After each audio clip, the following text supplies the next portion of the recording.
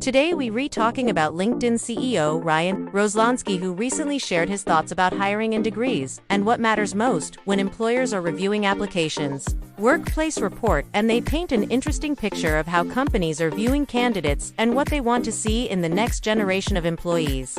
So let us talk about this, and make sure to stick around until the end, because I have a very important point to make about this whole discussion. Those without a bachelor's degree are often younger workers, who are actively seeking talent, and those who are trying to fill positions. But the good news is that LinkedIn says there may be a solution. So if you're listening as a job seeker, think about your own background and what qualifications you have to offer potential employers. Then try to understand each other's position and see if you can find common ground. Now let us take a closer look at both sides of the argument, starting first with Ryan's perspective. He was quoted as saying, "There is a big disconnect between what people think employers want and what employers actually want. We found that nearly 3/4 of people without a bachelor's degree believe that a lack of formal education is a barrier to getting hired. Yet our data shows that recruiters are increasingly open to considering applicants who don't have degrees." He continues, "The reality is that most jobs do require a 4-year degree, and yet they come with a lot of implicit bias, and that's why we created our skills-based hiring feature within the LinkedIn job application experience." Ryan goes on to point out that LinkedIn's research also reveals that many job seekers, particularly those without college degrees, feel overlooked by employers. We found that 57% of those without a bachelor's degree felt that they needed to hide their true qualifications in order to avoid being penalized in the hiring process, he explains. This means that some candidates are tailoring their resumes to look.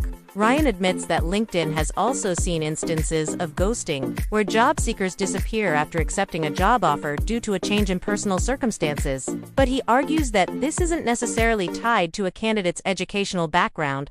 Instead, he believes that a change in personal circumstances could happen to anyone. However, he ends his post by encouraging employers and employees to consider the value of skills-based hiring. Ultimately, he says, "We hope that people and organizations can recognize and value skills over signals like degrees and certifications. We encourage people to apply to jobs they re-qualified for, even if they do uncheck every box in the job description." Okay, now that we've taken a look at Ryan's thoughts, let's shift gears and examine this topic from the employee's point of view. Is there any truth to his statements? Let's say you're applying for a sales role. According to LinkedIn's research, soft skills such as communication and teamwork are among the top skills that employers are looking for in a candidate. If you don't have those skills, it's unlikely that you'll do well in the role. At the same time, however, technical skills are also important for certain roles. So if you're applying for a software engineering position, for example, then coding ability would be essential. And if you don't have those skills, then it's unlikely that you'll get the job either. But what about degrees? Do they matter? Well, it depends on what kind of role you're pursuing. If you're applying for a job that requires specialized knowledge, then a degree may be necessary.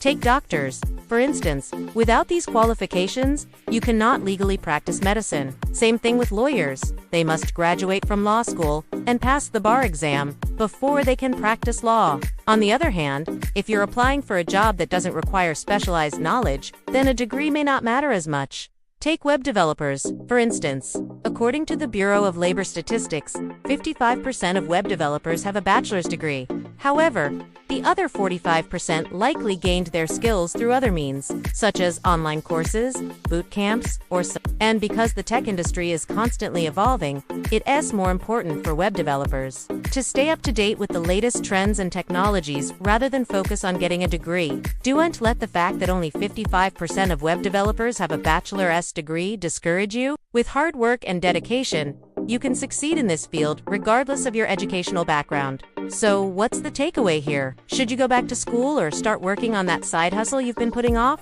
There's no one-size-fits-all answer. If you are someone who values stability and wants to work in a field where a degree is required, then going back to school may be a good option for you. That's significantly higher than the average starting salary for someone without a degree. On the other hand, if you're someone who wants to work in a field where a degree is not required, then you may want to consider starting a side hustle or taking online courses instead. The average salary for someone with a side hustle is $88,000 per year, which is significantly higher than the average salary for someone without a side hustle, which is $69,000 per year. Ultimately, the decision of whether or not to go back to school is a personal one. There is no right or wrong answer. Thank you for watching. Before you go, please make sure to subscribe and turn on notifications so that you are the first to know when we release a new video. Remember to join our free newsletter for more career tips.